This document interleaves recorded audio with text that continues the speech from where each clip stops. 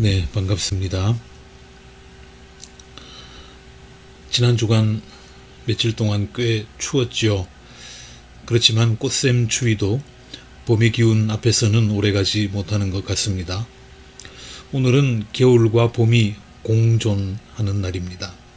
새벽까지는 꽤 추웠는데 낮에는 마치 머지않아 곧 여름이라도 올 것 같은 그런 날씨일 것 같지요.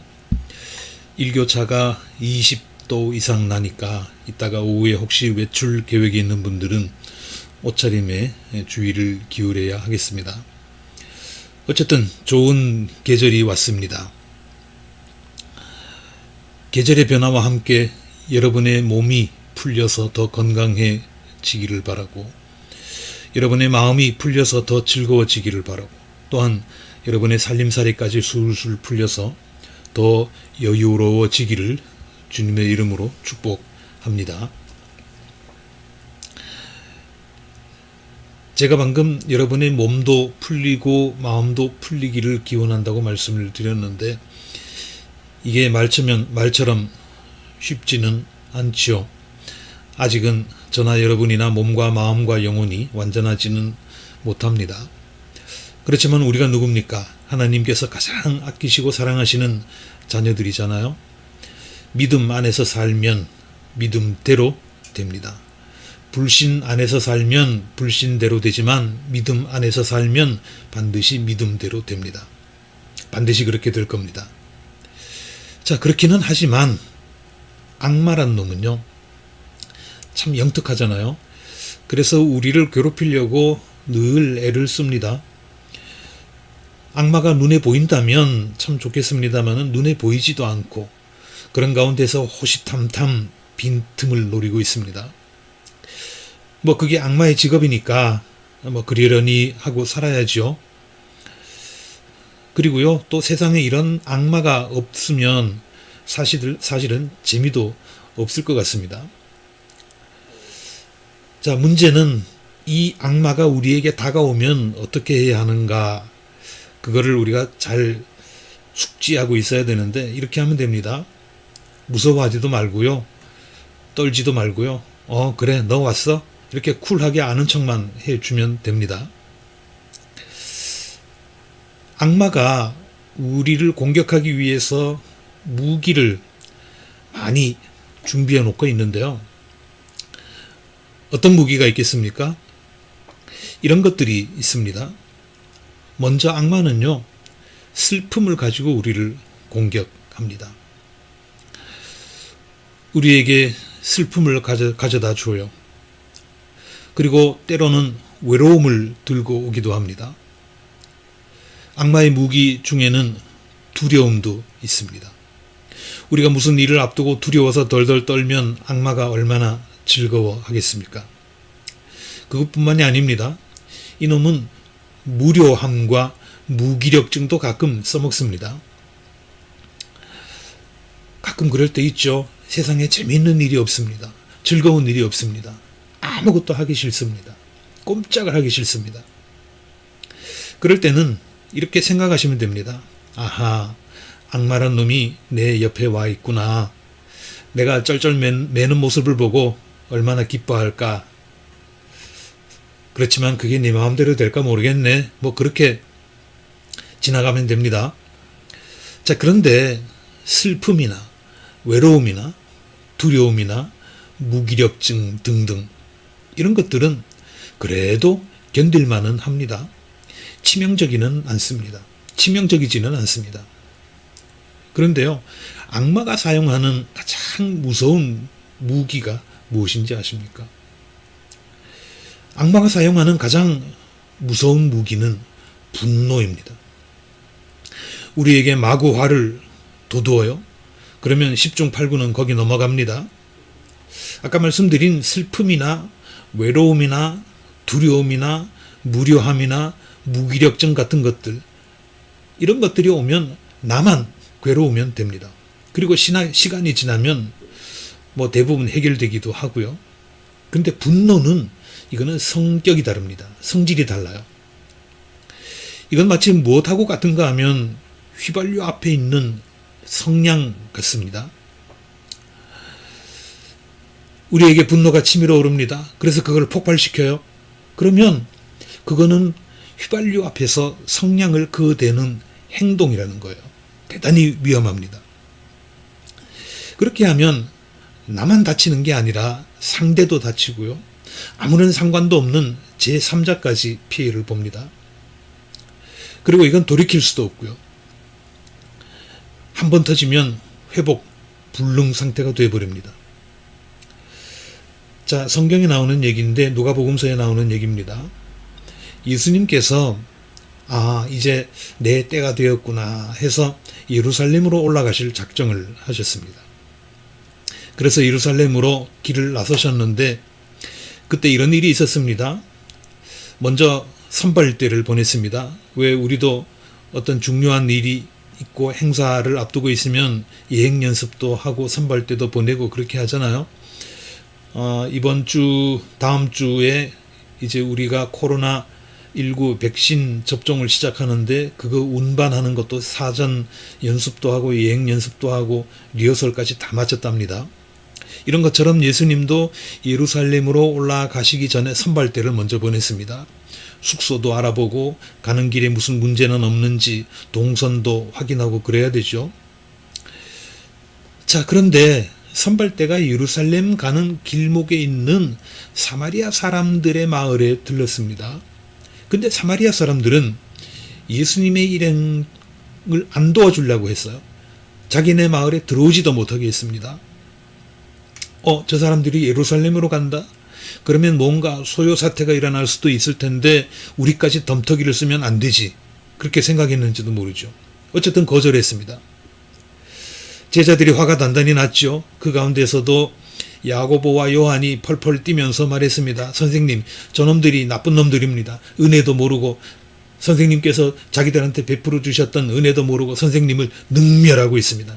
저 동네 불태워버립시다. 펄펄 뛰었습니다. 그때 예수님은 어떻게 하셨을까요? 예수님은 제자들에게 혼쭐을 냈습니다. 큰일 날 소리를 한다면서 꾸짖으셨습니다. 어쨌든 일행은 그 마을이 자기들을 거부하니까 다른 마을로 돌아서 예루살렘으로 가셨는데, 자, 여기서 보는 것처럼요, 예수님은 아주 적절한 타이밍에 제자들의 분노를 제압하셨습니다. 철딱선이 없는 제자들이 하겠다는 대로 내버려 뒀으면 어떤 불상사가 터졌을지도 모르죠. 자, 우리는 흔히 그렇게 생각합니다. 화가 날 때 분노를 터뜨리는 사람이 강한 사람이라고 생각합니다. 화가 나면 욕도 하고 소리도 지르고 또 성질나면 아랫사람도 자르기도 하고 피해도 입히고 그런 사람을 강한 사람이라고 생각해요. 그렇지만 그렇지 않습니다. 그거 아니에요. 분노가 일어날 때요, 바로 그 분노를 표출하는 사람, 이거 하수예요. 결코 고수가 될 수 없는 사람입니다. 화가 난다고 성질내는 거, 이게 무엇하고 같은가 하면 바비 샌더스라고 하는 사람이 이렇게 말했습니다. 화면에 보시는 대로 분노를 고집하고 복수를 꿈꾸는 것은 당신 자신이 쥐약을 먹고 쥐가 죽기를 기다리는 것과 똑같다. 당신 자신이 쥐약을 먹고 쥐가 죽기를 기다리는 것과 똑같다. 그랬습니다. 쥐약은 자기가 먹어놓고 쥐가 죽기를 바라는 거예요. 얼마나 어리석습니까?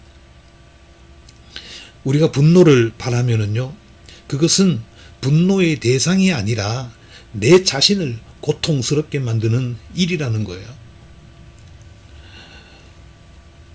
우리가 분노를 품는 거, 그거는 자기 마음에 불을 피우는 겁니다.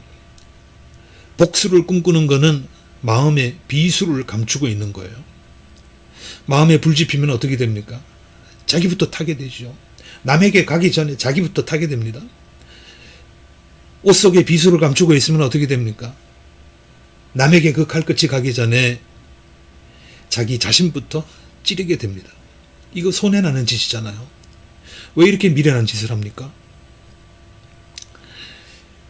캐나다에 사는 인디언들이, 옛날 얘기입니다마는 곰을 잡을 때요. 어떻게 하느냐 하면 아마 들어보셨을 겁니다. 아주 원시적인 곰덫을 사용한다고 그래요. 어떻게 하냐면 커다란 돌덩이에다가 꿀을 잔뜩 발라 놓습니다. 그런 다음에 그걸 나뭇가지에다가 밧줄로 매달아 놓아요.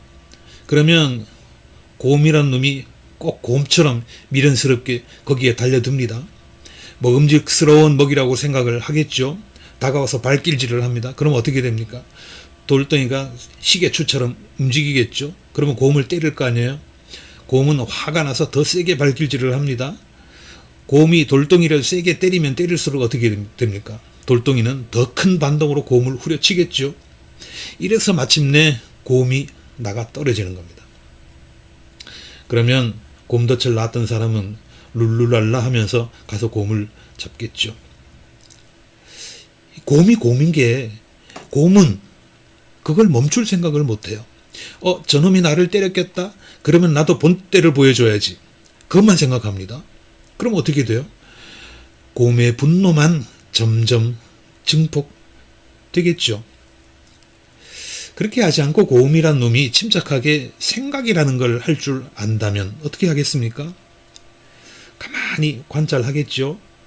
그리고 꿀덩이가 보인다고 해서 발로 차는 것부터는 안 할 겁니다. 툭툭 건드려보고 저게 뭘까 싶어서 탐사를 한번 해보겠죠.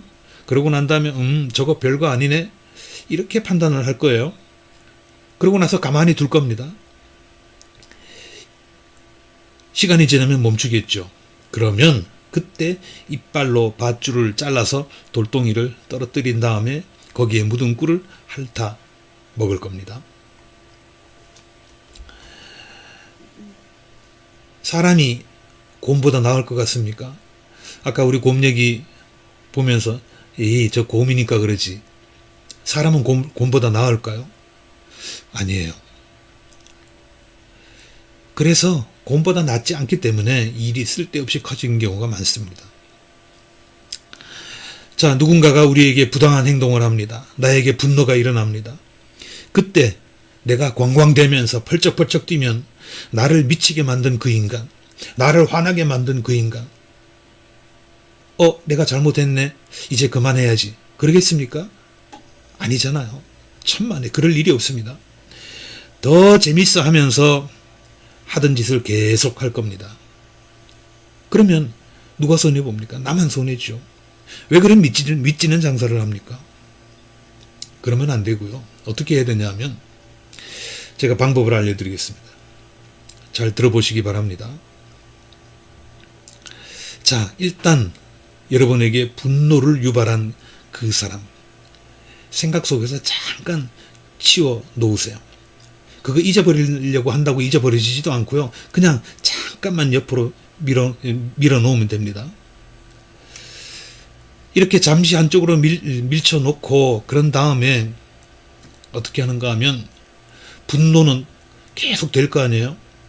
자, 분노가 계속 됩니다. 그것도 정상이에요. 그럴 수 있어요. 대부분 사람이 그렇습니다. 저도 그렇습니다. 그동안 제가 지금부터 하는 말씀을 잘 들으시기 바랍니다. 아무 행동도 하지 마십시오. 아무 말도 하지 마십시오. 그러면서 그동안에 뭘 해야 하느냐 하면 분노를 관찰해야 합니다. 내 속에 있는 분노를 관찰해야 합니다. 오래 가지 않습니다. 오래 걸리지 않습니다. 잠깐이면 됩니다. 무조건 실천해 보시기 바랍니다. 자, 다시 말씀드리면 분노가 지속되는 동안에 내가 무슨 이유 때문에든 누구 때문에든 내 속에 지금 분노가 치밀어 올라요? 그러면 첫째, 어떠한 말도 하지 않는다. 둘째, 어떠한 행동도 하지 않는다. 그리고 셋째, 분노를 관찰한다. 이렇게 하시면 결코 후회할 일이 없을 겁니다. 자, 좀 더 구체적으로 말씀드리면 이렇습니다. 여러분에게 생기는 분노의 감정, 이렇게 생각하십시오. 자, 손을 배에다 대고요.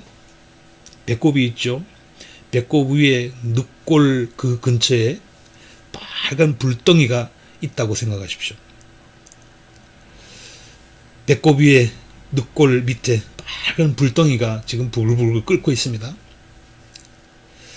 이렇게 그 빨간 불덩이를 눈앞에 그려보십시오. 그거 밀쳐버리려고 하지 말고요. 쫓아내려고 하지 말고요. 없애려고 한다고 없어지지도 않습니다. 그냥 관찰하는 거예요. 자, 그러다가 잠시만이면 됩니다.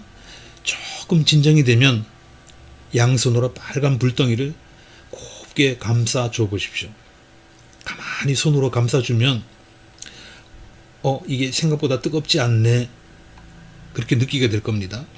그렇게 하면은요, 그 빨간 불덩이는 이제 여러분을 태우려고 드는 위험한 불덩이가 아니라 이제 여러분의 것이 됩니다. 그게 이제는 분노 덩어리가 아니라 에너지 덩어리가 됩니다. 에너지 덩어리가 되는 거예요. 잘 보듬어 주면 이제 이게 거기에서 새로운 힘이 생겨나게 됩니다. 자, 이렇게 한다고 화가 나 죽겠는데 성에 차겠습니까? 안 찰 수도 있습니다. 뭐 그렇다고 인정을 하십시오. 화가 나서 죽겠는데 그런다고 속이 시원해질까? 그렇게 하는 걸로 선뜻 만족스럽지 못할 수도 있습니다. 그렇더라도 우선 일단은 그렇게 하십시오. 분노 때문에 치가 떨리는 순간이 오면 일단 침묵하십시오. 몸이 부들부들 떨려도 침묵하십시오. 눈물이 하염없이 흘려내려도 침묵하십시오. 그러면서도 눈은 똑바로 뜨십시오. 그 옛날 새며느리가 명주 배를 짜면서 한 올 한 올 얽히지 않게 눈물을 곱씹으면서 시어머니의 구박 속에서 비단을 짤 때처럼 침착하십시오. 이를 악물고 참으십시오. 나를 화나게 한 그 인간 억지로 용서하려고 생각하지도 마십시오. 용서가 안 되는데 어떻게 용서합니까? 그리고 나서 여러분이 해야 할 일 한 가지가 더 있습니다. 나를 분노하게 만든 그 인간, 나를 미치게 만든 그 인간의 행실을 하나하나 따박따박 적어 놓는 겁니다. 시간이 지나면 사람이 웬만한 건 다 잊어버리잖아요. 여러분이 그렇게 수모를 당했는데, 여러분이 그렇게 억울한 일을 당했는데, 그렇게 눈물 흘릴 일을 당했는데 그거 잊어버리면 안 되지 않습니까? 반드시 적어 놓으십시오. 깨알같이 적어 놓으십시오. 그런 와중에서 가장 무서운 거는 뭐냐 하면요, 여러분의 몸을 상하지 않게 하는 겁니다. 나쁜 짓은 그 인간이 했는데 왜 내가 내 몸을 해칩니까? 왜 내 몸이 상해야 됩니까? 그 인간의 폐악질을 일목요연하게 적어놓고 때를 기다리십시오. 가장 시급한 건 뭐냐 하면 여러분이 분노의 불길에서 벗어나는 겁니다. 일단 탈출해야 한다는 거예요. 그렇게 해서 목숨을 건강하게 부지시켜 놓으면 하나님께서는 여러분을 오래 기다리게 하지 않을 것입니다. 물론 얼마간은 기다려야 되겠지만 하나님이 그렇게 오래 기다리게 하시는 않는다는 거예요. 자, 다시 말씀드립니다. 분노가 치밀 때 일단 멈추어 서십시오. 가장 급하게 먼저 몸부터 챙겨야 됩니다. 그런 다음에 그 분노를 관찰하십시오. 그러면서 그 인간의 악행을 하나도 빠뜨리지 말고 기록해 놓으십시오. 이렇게 함으로써 여러분이 분노의 불길에 휩싸이지 않고 마침내는 통쾌하게 결말을 보실 수 있게 되기를 주님의 이름으로 기원합니다.